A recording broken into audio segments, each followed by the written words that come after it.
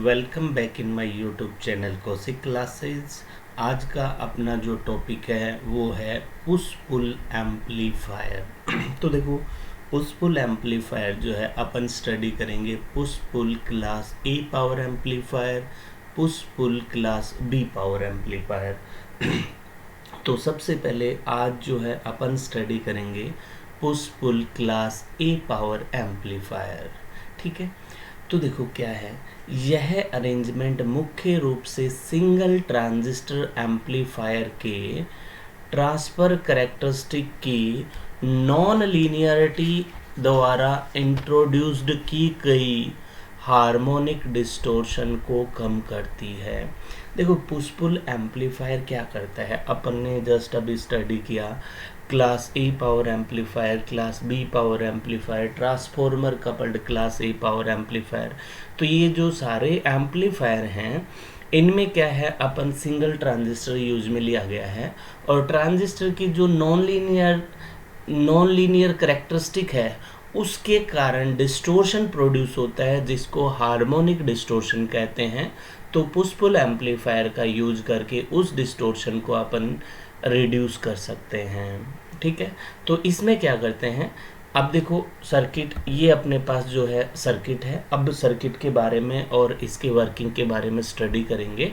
तो देखो क्या है, इस सर्किट में अपन ने दो ट्रांजिस्टर यूज में लिए गए हैं, ट्रांजिस्टर T1 और ट्रांजिस्टर T2। दोनों ट्रांजिस्टर जो है NPN ट्रांजिस्टर हैं। ठीक है, उसके बाद इसमें अपन ने क्या किया, दोनों ट्रांजिस्टर के इमीटर टर्मिनल को आपस में कनेक्ट कर दिया और जो बेस टर्मिनल है वो इनपुट जो सेंटर टेप ट्रांसफॉर्मर है उसकी सेकेंडरी वाइंडिंग के अपर और लोअर टर्मिनल से कनेक्टेड है। ठीक है, इनके जो कलेक्टर हैं वो आउटपुट ट्रांसफॉर्मर जो है उसकी प्राइमरी, ये भी सेंटर टेप ट्रांसफॉर्मर है, उसकी प्राइमरी वाइंडिंग से कनेक्टेड है। सेंटर पे अपन ने क्या किया है, सेंटर पे अपने पास बायसिंग नेटवर्क कनेक्ट है R1 R2 और VCC।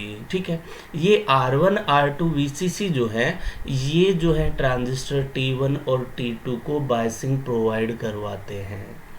जो सिग्नल जो है वो इनपुट ट्रांसफॉर्मर की प्राइमरी वाइंडिंग पर अप्लाई करेंगे और जो आउटपुट ट्रांसफॉर्मर है इसकी सेकेंडरी वाइंडिंग के अक्रॉस में अपन ने लोड कनेक्ट कर लिया जो क्या है, एक लाउड स्पीकर है। ठीक है, समझे। अब देखो ये कौन सा एम्पलीफायर है, push pull class A power amplifier. तो push pull class A power amplifier में अपन क्या करते हैं, इनको इस टाइप से बाइज्ड करते हैं कि ट्रांजिस्टर जो है एक्टिव रीजन में वर्क करे, यानी क्यू पॉइंट जो है लोड लाइन के मिडल में रहे। तो देखो क्या लिखा गया है इसमें, इस सर्किट में दो ट्रांजिस्टर यूज में लिए गए हैं, दोनों ट्रांजिस्टर आइडेंटिकल होते हैं। ये ध्यान रखना, ये जो दोनों ट्रांजिस्टर है आइडेंटिकल का मतलब दोनों ट्रांजिस्टर जो हैं सेम मटेरियल के बने होने चाहिए, सेम टेक्नोलॉजी से बने होने चाहिए और सेम पैरामीटर होने चाहिए इनके।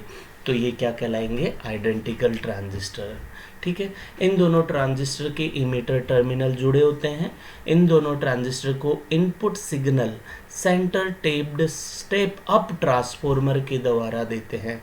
देखो मैंने पहले भी बताया था ट्रांसफॉर्मर दो प्रकार के होते हैं, स्टेप अप और स्टेप डाउन। अगर अपने को जो है जो वोल्टेज है उसके लेवल को इंक्रीज करना है तो स्टेप अप ट्रांसफॉर्मर लेंगे, अगर डाउन करना है तो स्टेप डाउन ट्रांसफॉर्मर लेंगे, जो कि दोनों ट्रांजिस्टर को अपोजिट पोलरिटी का सिग्नल देते हैं।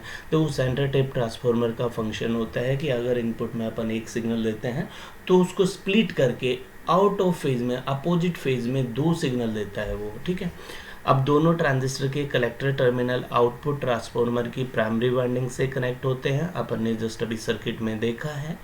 इमीटर टर्मिनल तथा आउटपुट ट्रांसफॉर्मर की प्राइमरी वाइंडिंग के मध्य VCC यानी पावर सप्लाई कनेक्ट करते हैं। रजिस्टर R1 और R2 सर्किट को प्रॉपर बायस प्रदान करते हैं। लोड जो है आमतौर पर एक लाउड स्पीकर होता है जो आउटपुट ट्रांसफॉर्मर के सेकेंडरी वाइंडिंग से जुड़ा होता है। आउटपुट ट्रांसफॉर्मर में नंबर ऑफ टर्न का रेशियो जो है 2n1 रेशियो n2 है। 2:1 क्यों है? ये अपन ऐसा इसलिए लेते हैं कि लोड को मैक्सिमम पावर ट्रांसफ़र हो उसके इम्पीडेंस मैचिंग की प्रॉब्लम नहीं आए, क्योंकि लोड पे लाउड स्पीकर कनेक्ट है, ताकि लोड ट्रांजिस्टर के आउटपुट इम्पीडेंस के साथ अच्छी तरह से मैच हो सके, इसलिए मैक्सिमम पावर लोड को डिलीवर की जाती है। अब अपन स्टडी करते हैं इसका वर्किंग। तो देखो वर्किंग में क्या है, देखो जब अपन कोई सिग्नल नहीं देते तब दोनों ट्रांजिस्टर जो है वर्क कर रहे हैं, क्योंकि अपन ने बायसिंग इस प्रकार की है कि दोनों एक्टिव रीजन में वर्क कर रहे हैं, ठीक है। तो उस टाइम जो है आउटपुट जो करंट होगा वो दोनों की कलेक्टर करंट के डिफरेंस के इक्वल होगा, ठीक है। जब अपन ने positive signal, positive half cycle apply किया, तो देखो क्योंकि ये सेंटर टेप ट्रांसफॉर्मर है, अपर टर्मिनल पॉजिटिव नेगेटिव नेगेटिव और लोअर टर्मिनल नेगेटिव होगा, यानी ट्रांजिस्टर T1 के बेस पर पॉजिटिव सिग्नल अप्लाई हो रहा है और T2 के बेस पर नेगेटिव सिग्नल अप्लाई हो रहा है, यानी ट्रांजिस्टर T1 जो है ये क्या होगा, मोर फॉरवर्ड बायस पे होगा, यानी कलेक्टर करंट IC1 इंक्रीज होगा। इसमें क्या होगा, जो कलेक्टर करंट है वो IC2 डिक्रीज होगा। दोनों करंट जो है अपोजिट डायरेक्शन में है, यानी जो ट्रांजिस्टर T2 है इसके सेकेंडरी वाइंडिंग के अक्रॉस में जो वोल्टेज प्रोड्यूस होगा वो इन दोनों की करंट के डिफरेंस के प्रोपोर्शनल में होगा, ठीक है।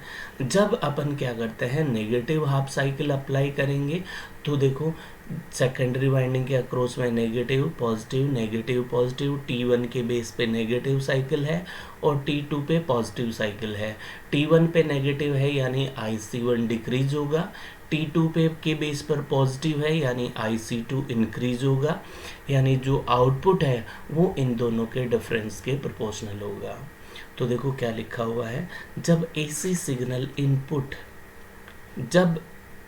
इनपुट सिग्नल अप्लाई किया जाता है, ट्रांजिस्टर T1 का बेस मोर पॉजिटिव होता है, जबकि ट्रांजिस्टर T2 का बेस लेस पॉजिटिव होता है।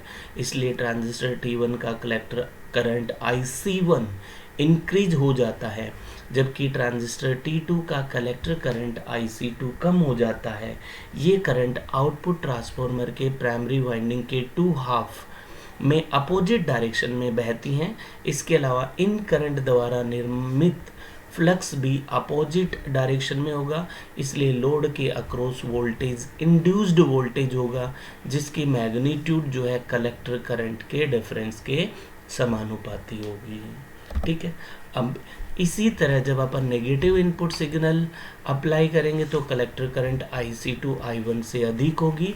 इस केस में लोड के अक्रॉस डेवलप्ड वोल्टेज फिर से कलेक्टर करंट के डिफरेंस के समानुपाती होगा। देखो अगर अपन देखें, ये जो है ट्रांजिस्टर T1 में जो कलेक्टर करंट फ्लो हो रही है वो है, ये T2 में कलेक्टर करंट फ्लो हो रही है वो है। देखो T2 में जो कलेक्टर करंट IC2 फ्लो हो रही है ये इसके अपोजिट डायरेक्शन में होती है, यानी आउट ऑफ फेज में होती है। तो अपन क्या करते हैं, सेम फेज में करने के लिए मैंने इसको नेगेटिव में ले लिया, तो ये माइनस IC2 होगी। तो आउटपुट जो है दोनों के सम के इक्वल होगा, IC1 प्लस IC2, यानी IC1 प्लस ब्रैकेट में क्या आएगा माइनस IC2। तो ये अपने पास रिजल्टेंट आउटपुट करंट होगा जो एक कंप्लीट साइकिल है, यानी कुल मिलाकर ऑपरेशन का result AC voltage output transformer के सेकेंडरी में इंड्यूस्ड है, इसलिए AC पावर लोड तक पहुंचाई जाती है।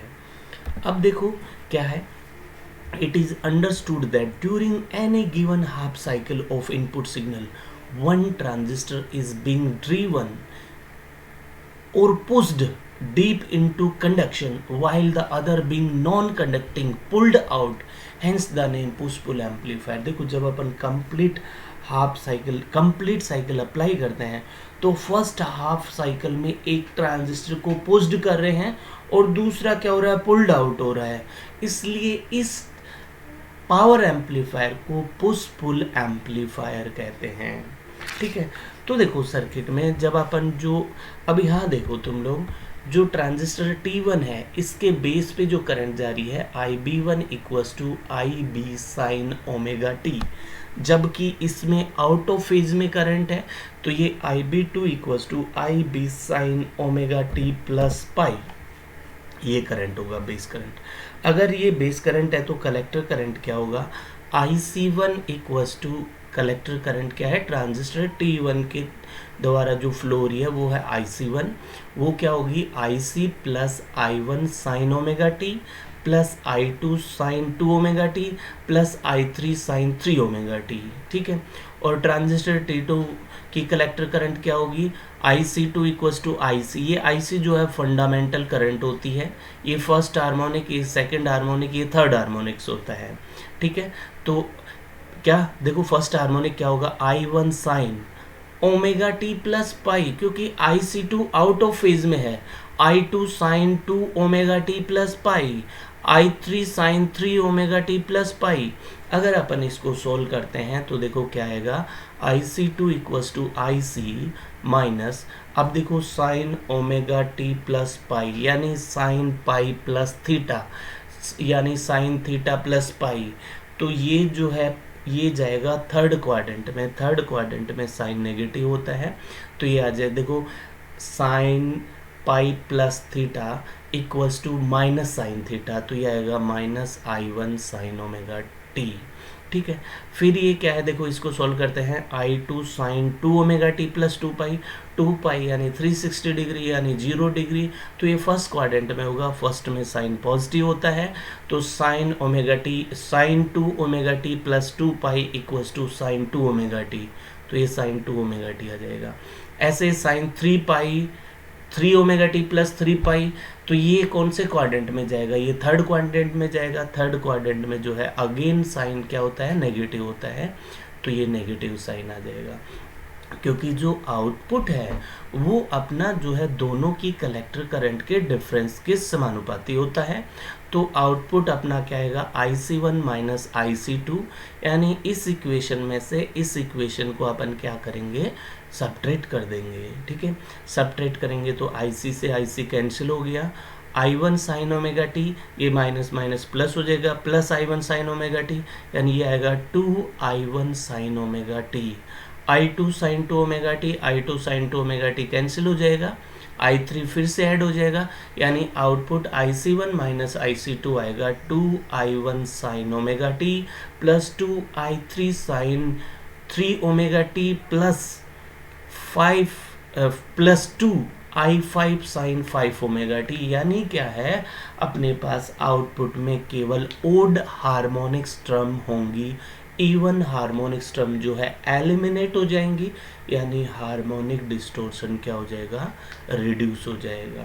The harmonic distortion in push pull amplifier is minimise such that all the even harmonics are eliminated, ठीक है। अब अपन स्टडी करेंगे class push pull class A power amplifier की एडवांटेज, डिसएडवांटेज और एप्लीकेशन। तो देखो एडवांटेज क्या है, एडवांटेज ये है कि इससे अपन हाई AC आउटपुट प्राप्त कर सकते हैं, ये जो है इवन हार्मोनिक्स से फ्री होता है, यानी इवन हार्मोनिक्स जो है एलिमिनेट हो जाते हैं। डिसएडवांटेज क्या है इसकी डिसएडवांटेज ये है कि सबसे फर्स्ट तो ये है कि दो आइडेंटिकल ट्रांजिस्टर प्राप्त करना काफ़ी डिफ़िकल्ट होता है, ठीक है। सेंटर ट्रांसफार्मर लगा दिया इसलिए कॉस्टली हो गया, बल्कि हो गया, ठीक है, तो ये इसकी ड्रॉबैक है। एप्लीकेशन क्या क्या है देखते हैं। These amplifier used in RF system, RF system में यूज लेते हैं। In digital system these amplifiers are used due to their low cost and smaller design.